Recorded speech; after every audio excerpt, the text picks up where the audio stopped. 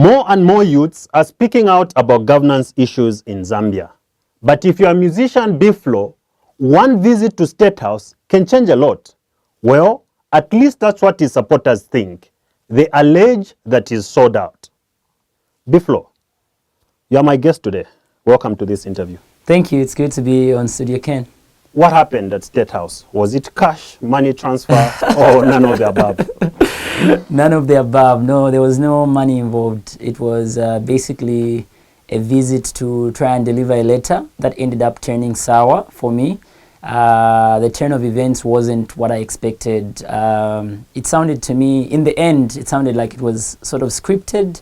I thought it was just going to go my way, but it ended up going their way. So at that particular time, like a lot of people would say, it was 1-0. So. Scripted with you at the center of it, because at the end of the day, you've received the backlash.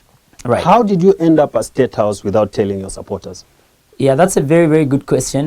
This is something I regret, and it's something I'm really sorry about, and I have categorically apologized on quite a number of platforms now, including my own Facebook page and other social media platforms, where I have said sorry to my followers, to my fans, for the decision that I made. It was quite hasty, if I can call it that. How did it happen? Yeah, so what happened was this. On a Sunday, I was reading comments. I was reading Sunday the 7th of June. I was reading comments on, I think, my previous posts, and I saw a lot of people were advising me, and even people that were calling me were advising me. They were saying, oh, you're doing a great job. You're speaking for the voiceless. This is what we know you for. But don't you think that speaking alone will not get you the intended outcome or the intended results? You need to actually be able to engage the people that you're talking to, because if you're going to complain about issues of governance and you don't engage with government, then you will not be able to get anything. You will be like any other Facebooker who's just making noise, or you'll be like any other blogger who's just making noise. So I said, well, then, so what do I need to do? They said, you need to make an appointment and try and see the people that you're talking to. So at that particular time, I started to think. I was like, if I approach a minister, I don't think that I'll get I'll get an audience, and also I don't think I'll be able to get the results that we're looking for, because I mean, one minister has already demonstrated that they don't want to be talked to, or they don't want citizens like myself to advise them or to say anything or to comment. Like they say, what do you know about governance? So I said, I think we need to take it further. Maybe this information is not reaching the highest office. So then how did you intend for that information to reach the highest office? Yeah, so this is what I did. I wrote a letter. I wrote a letter where I just included 2 points. I said, I think I'll be able to share it with you. So I said, on the first one, I talked about... Addressed to who? Who was that letter addressed to? It was addressed to the President of the Republic of Zambia. So in the letter, I was basically seeking an appointment with the President so that we can sit down and maybe we can deliver to him information that might not be reaching him. And that letter was supposed to be delivered to the President? Yes. So you ended up delivering it to the President? So I delivered it to the person that I had contacted. Who was that? The political advisor to the President. So I just called him on a Sunday. I said, I plan to write a letter, and I'm writing it today, meaning that same Sunday. And I wanted to know, what is the procedure? How do I deliver a letter to State House? Do I email it? Do I post it? Where do I take it? So he said, oh, since you know me, you can actually come to my office and bring it. Or maybe that's where the first hole comes in, because you and I know that going to State House is not the easiest of things. Right. And you called the political advisor according to what you're explaining, and he says, come to my office. Yeah. The next thing that we saw were pictures splashed all over.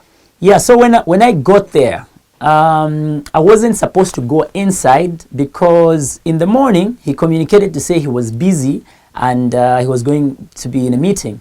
So in my mind, I was going to deliver it at the entrance. So when I got to the entrance and I called him to say, who do I leave it with? He said, oh, actually, what you can do is just come inside quickly. You will find my secretary. And when in case I'm done with the meeting anytime soon, then I can quickly see you and just say hello, or I'll tell you what to do, whether you just leave it with her. So by the time I got there, she told me to take a seat, and within a few minutes, he came. Why didn't you, at that point, before you went to State House, at least tell your followers, because you are very good with social media platforms, that you had intended to write and that you'd end up going to State House. You left them in the dark. I know. So when I made the decision, when I was now going there, in my mind I was just saying I would just go straight, just deliver it and leave. Like that's it. And for some reason, I did think about the fact that I did not need to spend a lot of time there. I just needed to... You still haven't answered the question. Why didn't you tell your fans? Like I said, I admitted that was a mistake. So it just never crossed my mind at that particular time. I just thought I was doing the right thing. But later, after the backlash, that's when I realized that I really, really, really messed up. So if the pictures were not taken, were you going to be this remorseful? Yes. What do you mean? Or you mean, was I going to communicate? Were you going to communicate? Yes. That was the plan. The plan was this: after I deliver the letter and it's successfully delivered, I know that it has been delivered or it has been processed. Because when they process a letter, they put a stamp. So once I know that it's been processed, then I announce and say, "Oh, guys, I have managed to deliver a letter, and the two main issues, which are youth development, which includes freedom of expression, and also the issue of foreign employers mistreating Zambian workers." So I was going to communicate to say, oh, so this is what I've done, and now we should be ready to seek an audience with the head of state instead of us just talking on social media. Why should people trust you that we're going to do that? Why people should trust me is because I mean well, and my actions from now onwards, obviously, are what are going to determine whether I can be trusted or not.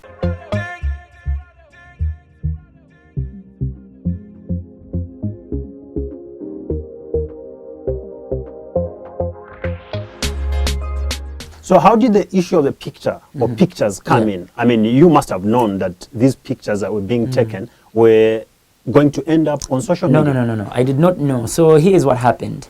After I finished talking to them and explaining to them what I wanted to be addressed, like what was in the letter, they said, okay, that's fine. Your concerns are valid and they are very much in line with what you have been saying on social media. And then they told me to say, when you had communicated that you wanted to bring a letter, we informed the head of state, and then the head of state said, oh, since it's a letter to seek an appointment with me, meaning that's the head of state speaking, then he said, I think before we can even talk about him meeting with me, let him first meet with the minister of Lusaka for Lusaka province and iron out whatever issues are there. Those were the words, according to them, those were his words. So then they mentioned to say, oh, by the way, he's actually around State House attending a different meeting on the other side. We had even also mentioned to him that you were coming today because we were trying to ask him when it's possible for you to meet and discuss. Then they said, but if you don't mind, we can actually call him to just come and say hi. We had asked him, he said he doesn't mind. What about you? I said, oh, that's fine. So then he came and said very few words. He didn't say much. He just greeted me, and then he mentioned that he knew that things were a bit crazy because of whatever was happening, like how much the whole issue attracted a lot of attention. Then he mentioned to say, oh, we actually have a mutual friend, by the way, in Kabwe, and this person had called me to ask me to say, Bowman, meaning that is just like your young brother. Like B-Flow is just like your young brother. Why are you not just reaching out to him or calling him? Why do you have to hold a whole press briefing and the like? Okay, so how did the picture then come in? Yes. So after he said that, then he said, anyway, I want you to know that I am ready to be advised by you or any other youth. In fact, can we even take a picture together right now so that I can show that mutual friend in Kabwe that we have met? But I know we are yet to meet. I'm sure we'll agree on a day when we can actually have the actual meeting that we're supposed to be called the reconciliation meeting. But you and him never differed anywhere other than exactly. You. So like there was nothing to. So what was there to reconcile? Exactly, which is why also the headline Bowman reconciles with B-Flow was a bit confusing to me, and which is why a lot of people now see it as it was an opportunity for someone to gain political mileage or for someone to use it to their advantage against me. Because if you're going to say reconcile, like what's there to reconcile about? And money didn't exchange hands. Nothing. But where's the $30,000 coming from? Actually, some sections of the media are reporting 10,000 kwacha. Others are What is the reporting correct amount? Others are reporting $30,000, and then there is a gentleman who's reporting about Zambian artists. You don't even have to give them any huge amount. Even just a 2,500 kwacha or 3,000 kwacha is enough to buy a Zambian artist. What is the correct amount? The correct amount is I am priceless. You cannot attach a price tag to Biflo. Biflo is a brand. You, Mr. Kennedy Gondwe, we worked together as far back as 2009, which is 11 years ago. And if you can remember, the kind of event that we did together was a humanitarian event where I am coming to contribute to a cause that has something to do with, with social issues. That's true, but And 11 years ago Yeah. is too much. Yeah, And yeah. what could have happened in So between? what this means is that I have a track record. I have a track record of doing this kind of work that I do as an activist, as a social activist, as a humanitarian, as an artist. And there is no way I would just come and compromise my career 11 years later and say... We've seen that before. The politicians that end up in these offices promise or stand on certain even artists, principles. even exactly. artists, But yeah. later on they change. So that shouldn't really be something that is important. It should. Look, when you look at my music today and the music that I used to make way back, I used to make these dancehall songs where they did not really have a message, but they were just like love songs, which were like mainstream songs. When I was making mainstream music, and I got approached by a lot of political parties back then, be it the MMD, be it the PF, be it the UPND, to try and work with them, through different people that would approach me. I never ever did it when I was making that kind of music. What would make me do it when I'm making music that is even maybe affiliated to certain brands that That's cannot $1 million question, depending maybe according to your fans or those alleged you got something, depending on what is offered to you. Nothing was offered to me, actually. I think there is no possibility of anyone offering money to me, especially because people know how I speak, and I think people have known about my integrity in the past, and I don't think there's a chance for anybody to offer me money because they know that I can either blow the whistle or I can look them straight in the eyes and say, "Are you sure you can offer money to me?"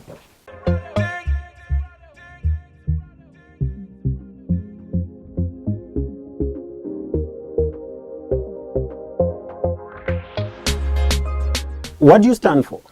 What do I stand for? I stand for the truth. And the truth is that Zambians need to be liberated from a situation where it looks like Zambia is not being owned by Zambians. But at the same time, you say you are apolitical. You don't belong to any political I am party. non-partisan. I've never been a member of a political party. If a political party out there can claim that I have held their card before, let them come out and say, Biflo, you were part of our party, or you are a part of our party, and here is the card, or here are the records. So why do you encourage people to vote when you yourself, you don't belong to any political party? Okay, so I do vote as well. Who do you vote for? I do vote. I vote for, what we say? We always say your vote is your secret. That's the kind of person I am, and that's what I encourage a lot of artists to do, because at the end of the day, artists have a legacy that they have to leave behind, and people will be able to come and say, what type of an artist were you? Did you divide people? Because the moment I begin siding with a particular political party, be it ruling or opposition, automatically I'm going to injure a group of my fans who are with the other side. There are those people, artists that I've spoken with, that say singing for political parties is really purely business. commercial, strictly business. But that has caused a lot of controversy. Yeah. I think that is the truth. I think that's not the reality. It's easier said than done. It's easy to say it's strictly commercial, but if you ask them, they will tell you that the reason I support this party, or the reason I accept to be paid by this party, or I accept to stand on their stage, is because apart from it just being a commercial undertaking, I also believe in their ideologies. It's not possible. You've been very vocal when it comes to current governance issues. Would one be right to say you don't support the PF? I'll tell you this.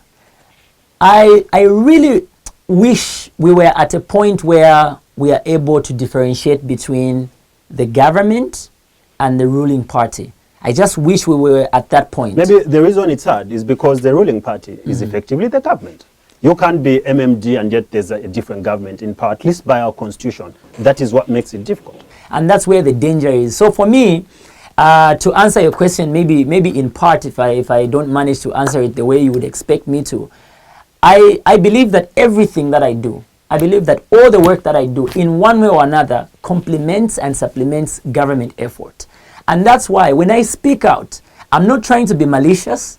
I'm not doing it out of bitterness. I'm doing it out of love, because it doesn't matter who's in government. It doesn't matter. It doesn't matter who's in government. But even if it was the FDD today or it was PAC in government today, I would still say the same thing about things that are not correct. I would still say, do not ask a mayor to apologize for saying the truth. So much on the ruling party and not the opposition. I've also got their I own hear issues. you. I hear you.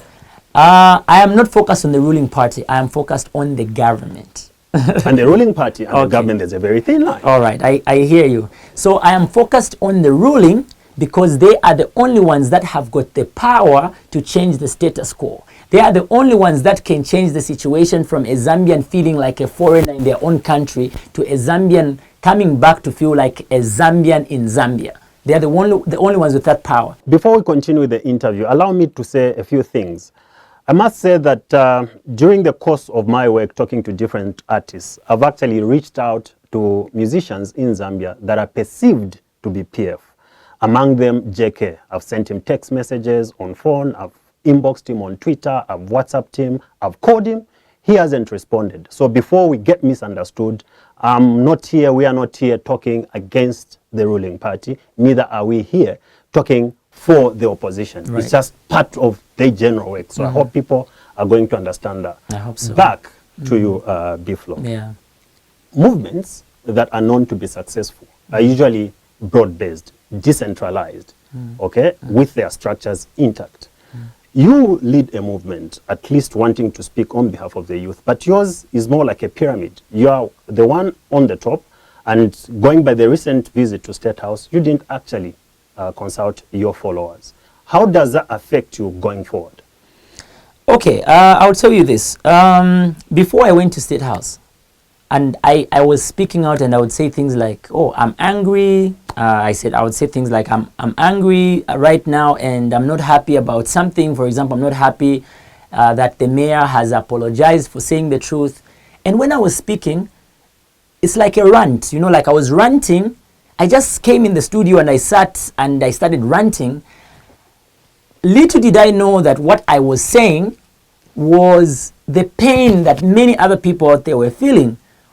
To know that Zambians were being kept in a container, or to know that Zambians were not being allowed to go home because they were going to bring coronavirus, or to know that Zambians were not allowed to enter a barbershop.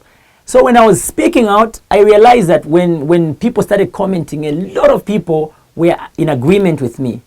And at that particular time, I did not realize that to some people I demonstrated leadership because I managed to speak out. Because you're a musician, and that leadership has been known to be successful or influence votes in election years. For instance, 2011, Danji Crazy released Don't Chikubeba. Right. Everyone was saying. Come 2015 or thereabout, JK did Dununa Reverse. People were singing. So you are an opinion leader. But the question is, if you are approached by the PF to sing a campaign song for them, would you? No, I wouldn't. UPND or any opposition political party? No, I would not. So then what role do you think musicians play, other than just raising social awareness, play in shaping the political destiny of this country? Elections are next year. Artists are social commentators. They also comment on pertinent issues in the nation. So when things are going wrong, artists need to be able to bring an awakening or awareness to say, oh, there is this issue that is going on. Sometimes people may be complaining, but their voices are not being heard, but I have a platform. So I speak on behalf of those people and let the powers that be know that, oh, people need your attention on this particular issue. These are some of the roles that artists play in the electoral process. Our role is also to encourage people to vote and tell them to say, if you don't vote, then you shouldn't complain, because then you have allowed whatever situation to go the way it's going without you being able to determine the direction that things will go, because you never voted, you never exercised your right or freedom to vote. In your songs, you focus on youth empowerment Yeah. as well as women issues. What kind of a youth do you want Zambia to have? I want to have a youth that is known as an active citizen. I love active citizenship. They should also be the political will to be able to create an environment where there's also awareness. You can raise awareness the same way that artists like myself go to a market and do a road show and start explaining to people about HIV or about the electoral process. The same way the government can go out there and sensitize, raise awareness, and make sure that people understand that this bill, these are the contents, without rushing into trying to pass it into law. You have to make sure that people understand what it is. Other than your mother, who you sing about in Dear Mama, and I can see you're smiling. Who are your role models? All right, I'm inspired by the likes of Malcolm X, Martin Luther King Jr., Mahatma Gandhi, Nelson Mandela. It's not a secret, Barack Obama. Don't you think Barack is disappointed by what you did? No, he's not. He's not. He actually loves dialogue. Yeah, one thing he advised me back in 2017. When you met him? Not 2015, but 17, when I visited him in Chicago, is it's not easy to create change. He told me to say it's not easy to create change, and therefore don't kill yourself too much in trying to, in trying to create change or trying to contribute to the transformation of your society. When things are going wrong or you feel like you're going too fast, it's okay to step back a bit, relax, go back to the drawing board, re-strategize, and then go back. And with this whole episode that I've gone through in the past in the recent past, where I got this backlash, where I had to make some errors, some mistakes by going to State House without informing my fans and followers, I self-introspected, and then I went back to those words that he advised me to say, it's okay, when you realize that you're moving too fast, it's okay to step back a bit and re-strategize. And that's exactly the moment I'm in right now.